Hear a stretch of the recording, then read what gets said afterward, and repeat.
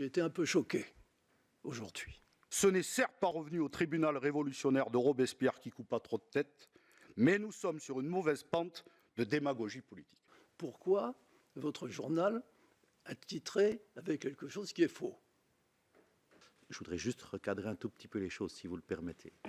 Je voudrais dire, Monsieur le Président, mais je vous l'ai déjà dit au téléphone, que j'ai été un peu choqué aujourd'hui de voir que le rapporteur de votre commission, ici présent, alors que moi j'ai juré de dire la vérité, a dans son journal trouvé opportun, en première page, de dire que le secteur d'activité que je représente, le luxe, sabrait l'emploi, alors que c'est précisément le contraire. Alors j'aimerais bien qu'on soit tous logés dans cette commission à la même enseigne, et qu'on doive dire la vérité. Donc, monsieur le rapporteur, si vous permettez, je vais poser une question. Pourquoi votre journal a titré avec quelque chose qui est faux? Monsieur le Président, directeur général, effectivement, vous n'avez fait part au téléphone aujourd'hui de cette remarque, et vous l'avez faite, et c'est votre bon droit. Maintenant, je voudrais juste recadrer un tout petit peu les choses, si vous le permettez. Ici, nous sommes dans une commission d'enquête dont le thème est les aides publiques versées aux grandes entreprises et leurs sous-traitants. On m'avait fait part également d'un autre fait, c'est que vous étiez, ce qui peut bien se comprendre, vu l'emploi du temps que vous devez avoir, dans un délai d'audition limité qu'on va faire en sorte de respecter. Fabien Gay, qui est ici rapporteur en tant que sénateur c'est ça, et non pas en tant que représentant de son activité professionnelle et de son journal duquel il est patron. Donc, après, moi, si le rapporteur veut apporter une très courte réponse à votre question, ça ne me pose pas spécialement de soucis, mais j'aimerais qu'on s'en tienne, pour le coup, au thème de l'audition et pour laquelle vous êtes ici, parce que l'objectif, c'est d'être efficace. Et si on veut être efficace dans un laps de temps limité, il faut qu'on reste sur le sujet. Ce qui n'empêche pas, et là, liberté à vous et à monsieur le rapporteur, que si à un moment donné, vous voulez par la suite prendre un rendez-vous, boire un café, etc., échanger sur les sujets, ça ne me pose aucun souci, mais ça ne ressort pas de l'enquête, de la commission d'enquête dont le thème est bien sûr les aides publiques. Donc voilà, moi je veux bien laisser quelques secondes la parole au rapporteur pour répondre, mais je voudrais qu'on revienne très vite sur le sujet en question. Merci en attendant de vos propos liminaires, monsieur le président directeur général, et des détails que vous avez eu soin d'apporter sur la façon dont vous pourriez décrire votre groupe. Merci. Merci, monsieur le président directeur général, mesdames, messieurs. D'abord, merci pour vos propos liminaires. On va laisser la parole ensuite à madame Cabanis pour venir sur l'objet de la commission. Deux choses à vous dire, puisque vous m'interpellez. Et moi, j'ai toujours considéré que la démocratie était la dispute organisée. Et je pense que ce que nous faisons comme acte sur cette commission d'enquête est d'intérêt général et d'intérêt public. D'ailleurs, une trentaine de PDG sont venus, vous en êtes le dernier. Tous ont souligné qu'ils étaient plutôt heureux de venir devant la commission et de jouer le jeu de la transparence. Et nous avons eu un échange courtois, argumenté et parfois en désaccord. Et il se trouve qu'en démocratie, les désaccords peuvent s'exprimer. Et d'ailleurs, je le dis aussi avec le président, qui n'est pas de la même couleur politique, nous avons assumé, y compris des désaccords avec le président de la commission, que je remercie, et avec l'ensemble des auditionnés, qu'ils soient des PDG, des syndicalistes, des chercheurs, des chercheuses, de l'administration, les ministres en place, des ministres, des anciens ministres, de gauche comme de droite. Alors vous m'évoquez, puisqu'il faut venir sur le fait, mais moi je ne veux pas tomber dans le panneau, parce que l'objet de la commission n'est pas ni l'humanité ni autre, mais vous m'interpellez, et donc avec un débat respectueux, je veux pouvoir vous y répondre, et vous pouvez être en désaccord avec moi, monsieur Arnaud, et je n'en ai aucun problème. Effectivement, l'humanité a fait ce matin un article, comme elle le fait régulièrement, je ne sais pas si vous le lisez quotidiennement, sur les luttes sociales à peu près partout en France, Et donc, on n'a rien dévoilé. Ce n'est pas une enquête au long cours. On en viendra, puisque on a, notamment avec le patron de Michelin et d'Auchan, les deux, puisque nous avons déclenché cette commission d'enquête par le groupe communiste, notamment en lien sur les questions sociales, les licenciements, le versement de dividendes et les aides publiques, dans un contexte où 300 fermetures, 300 000 emplois menacés. Et donc, nous avons eu ce débat, notamment avec M.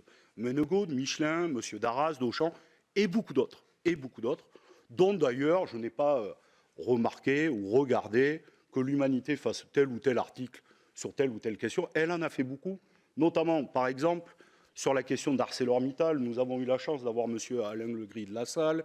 Nous en avons fait des articles avant, nous en avons fait des articles après. Nous sommes sur une question de nationalisation que je porte à titre personnel avec mon groupe et dont ici on peut avoir des débats et des désaccords. Et donc effectivement, ce matin, il y a eu un article sur les suppressions d'emplois dans la filière Mouette-Hennessy qui concerne votre groupe. Je dois vous dire que vous pouvez avoir la possibilité d'être en désaccord avec cet article. C'est la liberté d'expression, la liberté journalistique, auquel je crois, vous comme moi, nous sommes attachés. Et je ne tiens pas le stylo de l'ensemble de mes journalistes, comme vous ne tenez pas le stylo, je crois, des journalistes du Parisien et des Échos. Et d'ailleurs, j'ai lu lundi, avec grande attention, parce que je lis chaque jour, moi, l'ensemble de la presse, Le Figaro, Le Parisien, les Échos, j'ai lu un bel article des Échos lundi, je peux me dire, qui pour l'instant n'avait pas parlé de la commission d'enquête, mais il se trouve qu'elle en a fait un, 2 pages, les patrons face au piège des commissions, voilà, dont je cite l'article, parce que moi, dans l'article de l'Humanité, vous n'êtes à aucun moment mis en cause. Vous l'auriez pu l'être et vous pourriez être en désaccord. Je lis le passage. La ligne de crête est étroite. Il parle des commissions d'enquête. Face à des élus qui soufflent le chaud et le froid et jouent parfois aux enquêteurs, voire aux inquisiteurs, certains patrons peuvent perdre leur clame. En début de semaine dernière, Rodolphe Saadé, le PDG de la compagnie CMA-CGM, n'en est pas passé loin.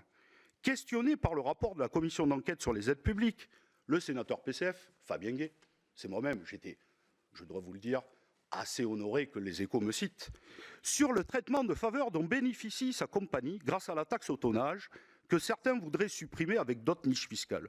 Rodolphe Saadé n'a pas résisté à un exercice de recadrage. Bon. Et je vous lis juste en dessous, alors là, c'est magnifique, c'est par exemple le fait du jour économique de David Barou, qui ne me cite à aucun moment, mais dépeint mon tableau. Et il finit comme ça. Ce n'est certes pas revenu au tribunal révolutionnaire de Robespierre qui coupa trop de têtes, mais nous sommes sur une mauvaise pente de démagogie politique. Ben, je dois vous dire, M. Arnaud, que je ne partage pas ce qui est écrit dans les Échos, mais à aucun moment je me serais permis de téléphoner à M. Louette, que je connais, puisqu'il est le patron du Parisien des Échos, et comme je suis le patron de l'Humanité, parce qu'elle est la liberté tout à fait journalistique. Et que, au demeurant, je la respecte au-dessus de tout. Et qu'en démocratie, je crois que ça devrait être le cas à chaque fois, qui que nous soyons, que ça soit vous, que ça soit moi, que ça soit n'importe qui d'autre dans cette salle, les journalistes ont le droit de porter un jugement sur tel ou tel acte, de l'argumenter, de donner du contradictoire, ce qui est le cas. Moi, je n'ai pas eu le droit au contradictoire dans le Parisien et les Échos, mais j'imagine que j'aurai tout à fait le loisir aussi de pouvoir m'y exprimer. Et si on m'y invite, je le ferai avec grand honneur. D'ailleurs, si un jour vous souhaitez vous exprimer dans l'Humanité et avoir un débat avec moi ou avec quelqu'un d'autre, j'en serai très heureux, monsieur Arnaud. Voilà, j'en finis, mais je pense que c'était bien que nous clôturons. Donc je pense que maintenant que les choses sont dites, puisque je sais, et pour être tout à fait transparent, monsieur Arnaud, puisque nous le sommes, et vous appelez à un souci de transparence, nous avons eu beaucoup de mal à ce que vous veniez. Et vous l'aurez remarqué, d'ailleurs, ni le président, ni moi-même, ni l'administration ici n'avons communiqué depuis le mois de février à aucun moment sur le fait que nous ayons difficulté à trouver une date. Je trouve que c'est normal. Mais si vous souhaitez la transparence totale, nous pouvons rendre l'ensemble des échanges transparents. Je ne suis pas sûr qu'à ce moment-là, ça soit à votre avantage. Je vous remercie, monsieur Arnaud.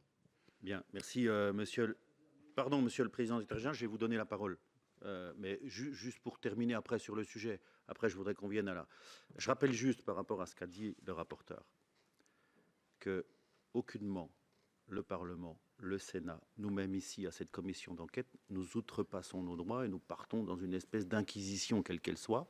Je rappelle que ces prérogatives de contrôle datent de l'ordonnance du 17 novembre 1958 et que quand on parle d'aide publique, c'est-à-dire d'argent public, on est vraiment complètement dans le domaine quand on est dans une commission d'enquête et qu'on veut pousser un peu loin. Voilà, c'est tout. Je ne vous répondais pas, monsieur, je répondais juste à ce qui avait pas été dit par le rapporteur. Maintenant, je vous donne la possibilité de répondre un petit coup, monsieur le président directeur général, mais je voudrais qu'on en vienne au fait du sujet. Minutes, hein. Je vous en prie. D'abord, je suis tout à fait d'accord sur ma présence et l'intérêt des débats que vous présidez. La question n'est pas là.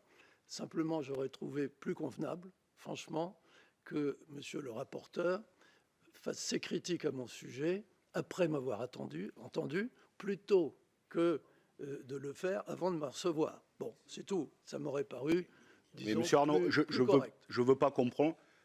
Comme vous, et je ne vous en tiens absolument pas rigueur en tant qu'actionnaire, d'avoir tenu le stylo des journalistes, je précise que je ne tiens pas le stylo des journalistes, que je ne suis pas le directeur de la rédaction, et que hier, et un certain nombre de sénatrices et sénateurs peuvent être là, j'étais l'ensemble de la journée ici au Sénat, et que je n'ai participé ni de près ni de loin à cet article, et qu'il m'arrive, pour être tout à fait transparent, d'y écrire une fois tous les 15 jours, mais que depuis le départ, je m'en suis tenu à une chose: je ne suis jamais intervenu depuis 6 mois que la commission d'enquête sur la question des aides publiques, ni sur la question, évidemment, qui intéresse de près ou de loin à des auditionnés, et que je ne le ferai absolument pas avant la clôture de nos travaux le 8 juillet. Mais par contre, il m'apparaît, et vous le comprendrez comme vous, qu'il m'apparaît inconcevable que je puisse dire ou donner un ordre à la rédaction de leur priver de commenter, de dialoguer les questions de lutte sociale qui, et ça je pense qu'au moins on pourra se mettre d'accord, est plutôt le cœur du journal de l'humanité. Voilà, je pense qu'on peut clôturer et commencer un autre sujet à part. Et je le redis, puisque monsieur le président, je suis tout à fait favorable, monsieur Arnaud, et je le dis ici publiquement, à vous voir après l'audition, à votre convenance, pour continuer cet échange si vous le souhaitez. Oui, mais ça, pourquoi pas, hein. Mais simplement, il est très difficile pour quiconque de croire que vous êtes directeur de ce journal, très bien, et que vous n'ayez pas vu la une avant qu'elle soit éditée. Bon, voilà, c'est tout. Passons à autre chose. Bien, on va clore le débat sur le sujet. Qu'en avez-vous pensé? Dites-le nous en commentaire. Merci d'avoir regardé, pensez à liker et à vous abonner pour ne pas manquer les prochaines joutes politiques.